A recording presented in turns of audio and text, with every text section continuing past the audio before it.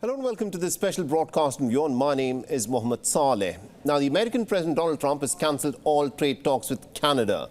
He's in fact cited the Ontario advertisement against his signature tariff plans, featuring the voice of the former American Republican President Ronald Reagan.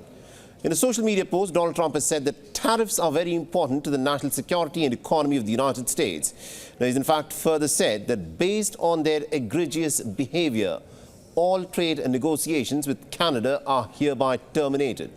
So what really is this offending advertisement? Well, it's actually an advertisement campaign by the Ontario Premier Doug Ford, which uses parts of this address by the former Republican President Ronald Reagan, where he says, and I quote him here, "Over the long run, such trade barriers hurt every American, worker and consumer."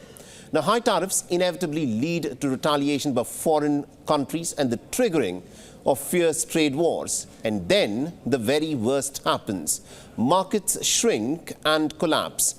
Businesses and industries shut down and millions of people lose their jobs. So what problem does Donald Trump have with this advertisement? To tell us more, we're joined on the broadcast by Professor Andrew Latham, who's a distinguished scholar of international relations, strategic studies and political economy. Professor Latham, thank you very much indeed for joining us here on WION, sir. Great pleasure. Now, this is the question that a lot of people, of course, have. Considering that Donald Trump has unleashed this trade war, he, of course, wants other nations to play along with him. But the fact that, this Premier of the state of Ontario, Doug Ford, has started this advertisement campaign, which effectively quotes and uses part of the speech of an address by Ronald Reagan. Why should Donald Trump have an objection to that? Well, as somebody who grew up in Ontario, but now lives in the United States and has for a long time, I have a kind of an interesting take on this. If you actually go back and look at President Reagan's speech, he was making a case that tariffs in general and non-trade barriers in general are bad, but they can be very useful as leverage at the negotiating table. And he was talking about prying open a very closed Japanese economy at the time. So Premier Ford of Ontario has completely taken this out of context. This Reagan quote, has misapplied it, and it's beginning to backfire. Especially, he had two audiences. One was domestic, focused on the Ontario electorate. And it seems to be playing okay there. But the other one was to poke President Trump in the eye, as it were, back home in Washington. And that's not playing very well because people have access to the original Reagan footage and know that it was taken out of context and the content was misrepresented. Now, when you say that the content was misrepresented, now this is what it says, that when, these sort of tariffs are used, this inevitably results in retaliation, which can result in a fierce trade war. And this, in turn, can result in the markets shrinking, which can affect every American consumer and producer. I mean, how do we argue against this logic? We don't. President Reagan was very much in favor of fair trade, as he called it, free trade, as the economists would have us call it.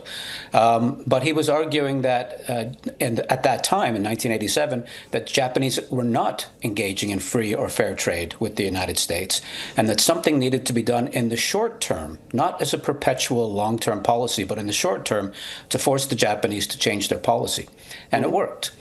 So if we fast forward to today, Donald Trump is very difficult to understand his motives all the time, obviously. But to be charitable, one might argue that he's making the same argument, that he wants free and fair trade, which would result in an expanding economy in North America. American workers and firms would benefit, as would Canadian workers and firms. Everybody benefits. But in the short term, that requires the application of pressure on provincial governments like the one of Doug Ford in Ontario, but also on the national government as well. But I don't think I don't think President Trump's vision anymore is to have these in place for a long, long term in order to onshore and reshore American production and manufacturing. I think that was once upon a time his goal, but now it's just a stick.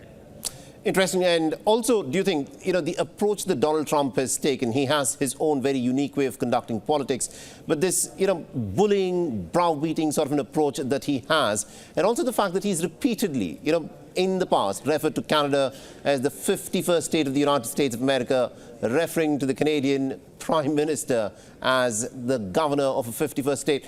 Do you think this goes down well in the United States-Canada equation? And do you not think that this actually severs the relationship which has, for many, many, many years, been a very solid and a relationship that had been on an even keel? And this is what has been disturbed by Donald Trump's approach. Yes. Yes, I'm not saying that President Trump's approach is wise. In fact, it's been very counterproductive. I have seen amongst my friends and colleagues north of the border in Canada a kind of visceral anti-American Canadian nationalism that I hadn't seen in a long, long time.